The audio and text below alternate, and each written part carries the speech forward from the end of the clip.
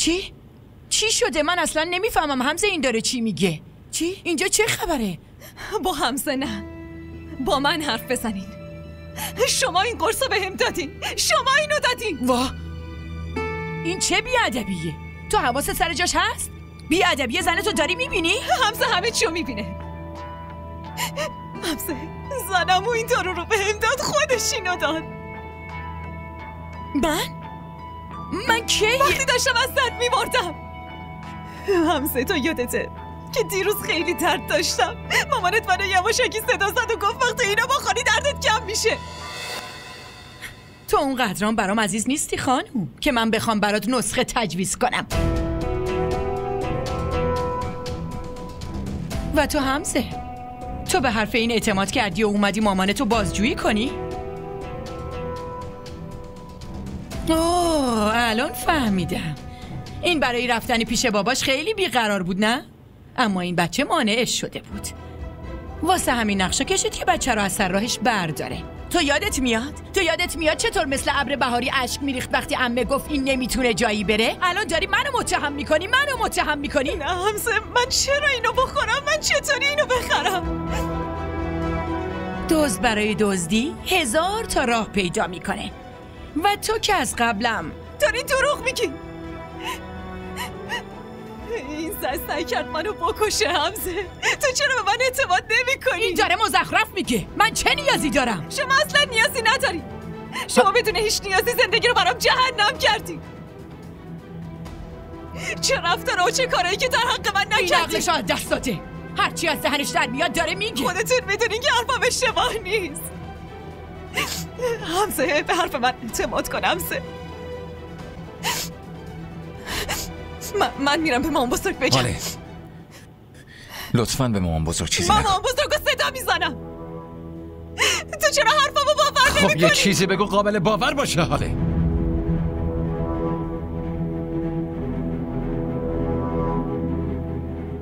این مادر منه، نمیتونه همچین بدی با من بکنه. تو چرا اینو نمیفهمی؟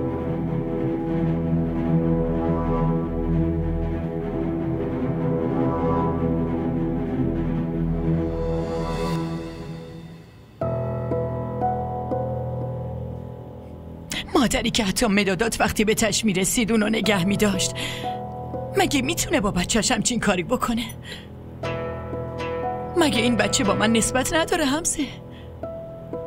این زن داره دروغ میگه. این زن دروغگوه. حاله یک کلمه دیگه از دهنت در نمیاد. گفتم یک کلمه دیگه در نیاد از دهنت. هیچ چی دیگه نمیخوام بشنوم. از اینجا برو.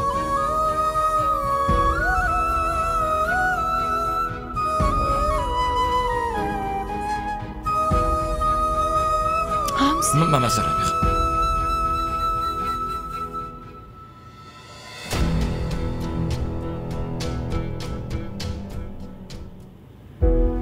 منو هیچ وقت دوست نداشت، ولی اینکه تلاش کنه جون منو بگیره من حتی فکرشم نمی کردم. حاله تو برات سوء تفاهم پیش اومده همین؟ نه، هیچ سوء تفاهمی پیش نیومده. اون با من از این بدترم بوده. از صبح تا شب مجبورم میکرد روی میز وایسم.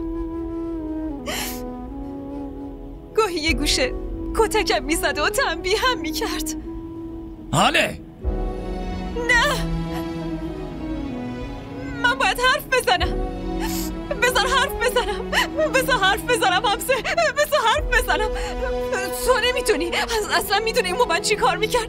به من میگفت همش تکرار کن که اسم تو حاله نیست بلکه اسم تو شیطانه. و من همش تکرار میکردم اسمم حاله نیست، اسمم شیطانه، اسمم حاله نیست، اسمم شیطانه. نه حرفمو گوش کن. و بهم میگفت که روی کاغذ 100 بار بنویس که حاله بدبخته. و منم می‌نوشتم که حاله بدبخته. تو باورت نمیشه نه؟ تو باورت نمیشه. پس من اون کاغذ رو بهت نشون میدم. حاله ساکت شو. ساکت. دیگه نمیخوام بشنوم. نه من ساکت نمیشم. من نمیخوام ساکت بشم. نه تو اصلا نمیفهمی. تو فکر کردی من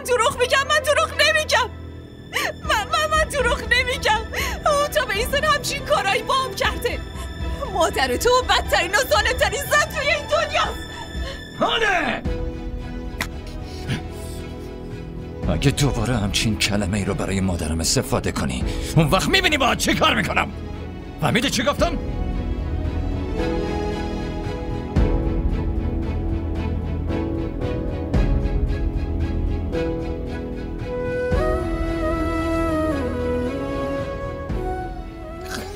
خوب گوش کن چی میگم. اگه این حرف رو به کسی دیگه ای بزنی گوش کن چی میگم. به خدا قسم دیگه کوتاه نمیام. فهمیدی؟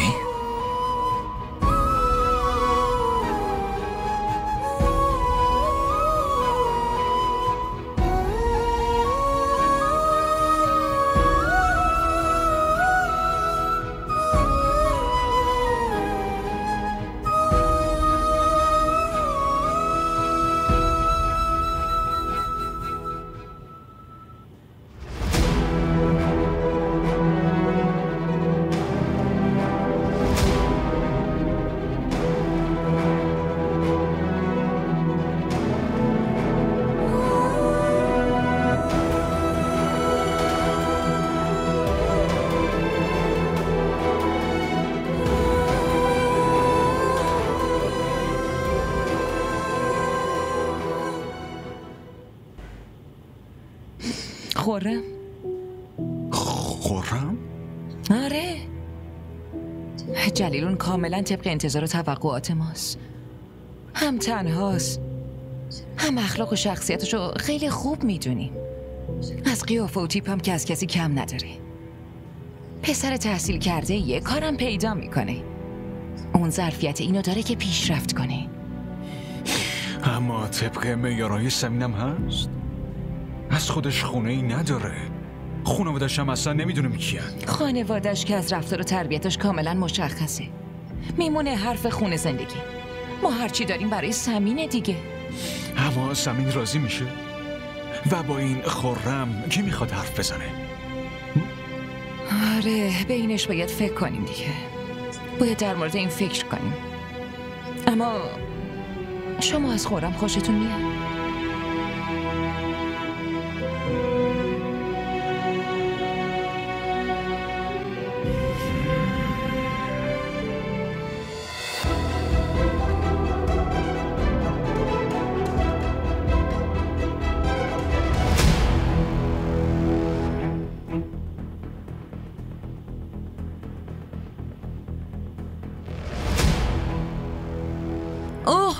با ایشون آشنا شو. ایشون زن عموی سمین هستن.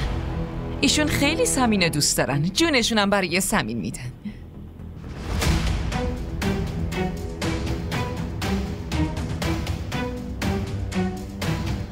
سلام علیکم.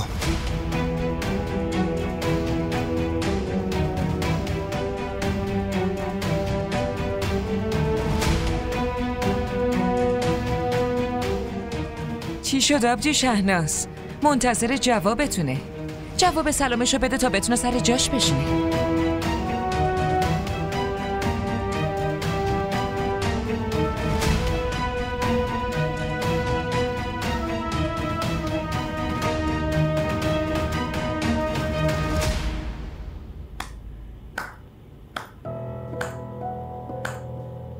به به آقا خرم، توی این شهر بزرگ خونه دیگه ای پیدا نکردی که الان برای دختر دومی خونه ما خواستگاری اومدی؟ آبجی شهناز. آبجی شهنازی؟ با گرد کردن چشمات دید چشمات تیز نمیشه. این اون شاهزاده است که تو به جای حمزه جایگزین کردی؟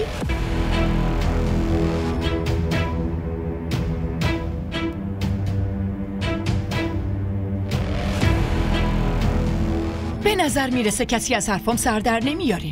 خب درسته، پس من دختر اولی رو صدا میزنم. بیا حاله، تا کی پشت در قایم میشی و عاشق تو دید میزنی؟ شهناز از خدا بترس.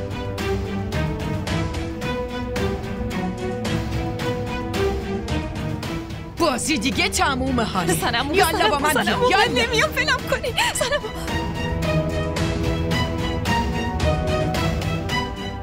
مامان چی کار داری میکنین؟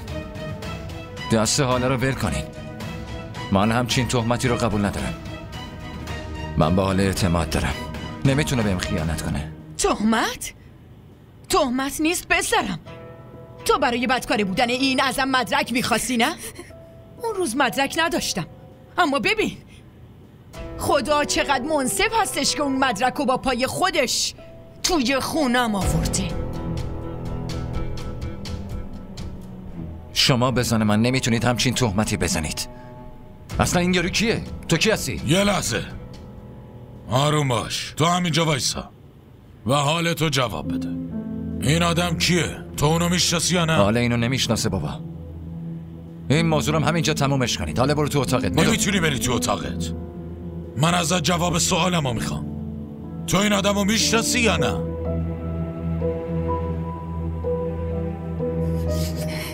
بگو دیگه.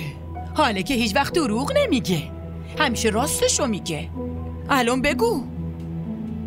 حالا بیشتر از این نباید صبر منو امتحان کنی. به من بگو اینو میشناسی یا نه؟ خاله این چه مسخره بازیه که را انداختین؟ این دختر کیه؟ من اینو نمیشناسم. من که خودم اولین بار این دختر رو میبینم. فکرشم نمیکردم اینجا دعوتم کنید و بخواید تغییرم کنید. آخه چرا؟ دروغ میگه. این دروغ میگه، مزخرف میگه. این دوتا با هم همدست شدن. و شما راست میگین. اصلا چه مدرکی دارین؟ ایشون نکنه مشکل اختلال ذهنی دارن که توهم زدن و واسه خودشون داستان سازی میکنن. حمزه رسول، این همون پسره هستی. این حاله رو میشناسه. حتی اینجا اومده بود، روی همین مبل نشسته بود و روی همین مبل حاله رو از من خواستگاری کرده بود. رسول راست میگم به خدا. خاله من یه لحظه اینجا نمیمونم. این آقا نگران آبروی زنشه، اما من آبرو ندارم. خدافظ. نه پسرم همینجا بمون، جایی نرو. من ازت معذرت میخوام. تو لازم نیست جایی بریم. با هم از اینجا میریم. تو هیچ جا نمیری. بیا. خاله لطفا چرا منو گناهکار میکنیم؟ شما که جای مادرمین. لطفا. آره حق با توی پسرم. بریم.